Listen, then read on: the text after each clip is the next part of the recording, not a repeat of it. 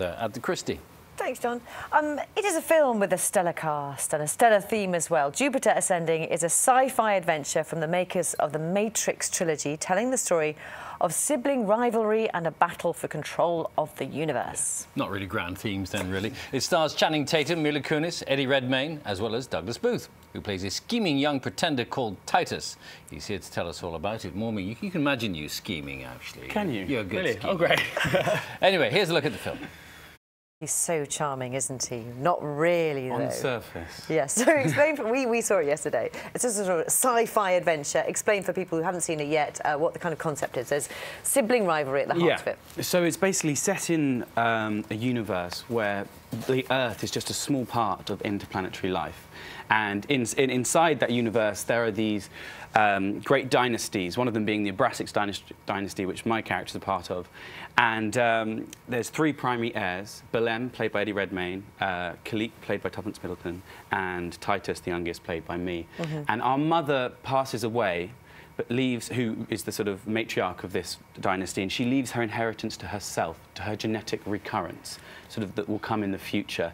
So we're sort of, and that turns out to actually be Mila Kunis on Earth. So all three of us are then battling to try and see, you know, you don't know who's good, who's bad, who wants what, and you're just trying to figure out who wants what from her. And I send Channing Tatum to go and get her, and people get bought off, and there's just a big sort of space adventure that sort of follows on after that. That's brilliantly explained. It is. Really, absolutely brilliantly explained. Okay, well, thank you. Yeah, because watching it, I was trying to... Yeah, it is. I mean, because the Wachowskis, you know, they're always, their ideas are so out there. Well, you're introduced to a whole new world and a whole new concept, aren't you? Yeah, exactly. And I think big movies these days, these big studio films, often follow stories that we know.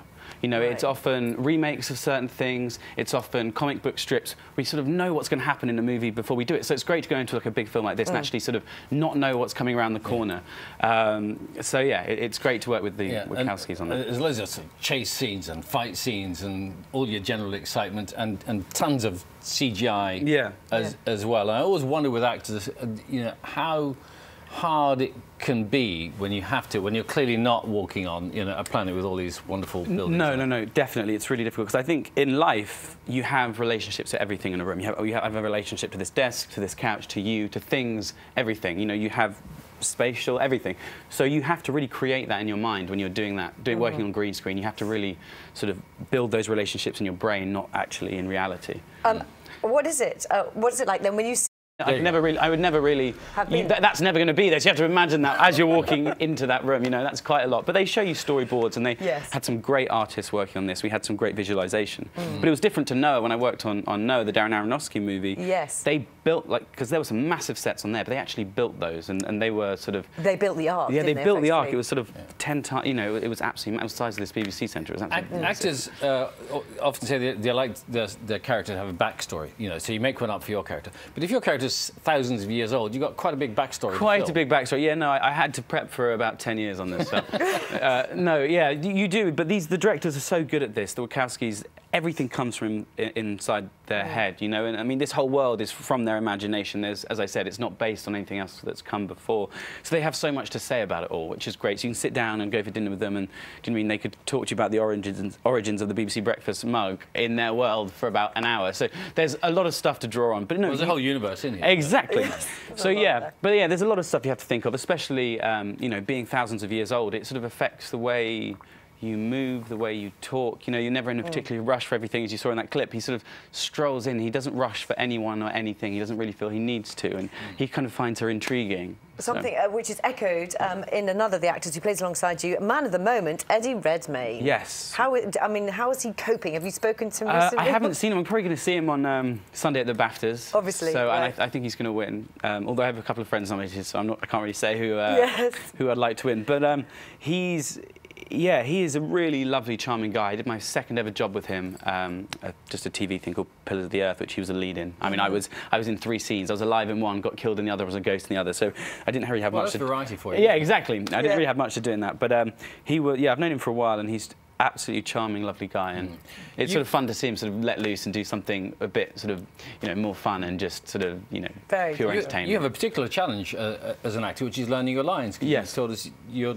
dyslexic. Yes, yeah, I was quite severely dyslexic as a child, and I sort of struggled with my reading and writing for quite a long time, and I always felt like I had to work, you know, 3 times as hard as everyone else just to achieve the same the same goals. So yeah, I struggled with that. But I think, you know, ultimately that pushed my brain, my interest into a more creative field. So how do you do that if you've got how do script? It just takes longer. You know, I think some people can read a script in two hours in the time it would take to watch the film. You know, they can just. But for me, it takes a whole day to read one script, and I really have to put time aside to learning lines. But I always think, you know, if a carpenter has to spend, you know, days and days carving some beautiful chair, or weeks, I should probably have to spend days and days sort of creating, you know, remembering my lines. I'm really looking forward. Tell me even the title of the next movie is Pride and Prejudice and Zombies. Zombies. So yeah, when I speak about this in England, people are often like, "What is that?" Because obviously the source material. I thought it was 2 films for starters. So, yeah, exactly.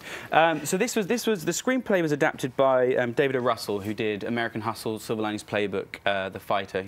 Very talented writer, and Burr Steers is directing, and it's a great mashup. It's not a zombie film in the sense where you get a protagonist chased from A to Z throughout, and, you know, he's trying to save his family. It's not that. It's more a look at society and how would those upper classes survive? How would they continue trying to go about their daily life in the same way? And all the romantic beats stand up because you've got one of the best young, me excluded. So hang on, who do you play? So I play Bingley. You've got Sam Riley, the very talented Sam Riley from Control, playing Mr. Darcy. Lily James, who's just about to be Cinderella in the new massive Disney movie in War and Peace. So all the Jack Houston. So all these amazing young actors who would be doing it if they were going to be doing the BBC version, but you've got us all kind of doing it in a sort of very different way. So Bonnets, Bustles and The Walking Dead at the same time? Exactly. It's quite enjoyable. It's fun. it sounds, trust me. It sounds fascinating. It does. All right. Thank you very much, and thanks for coming to see us again, It's great to see you again. Jupiter Ascending is out later this week. We're going to catch up with Caroline.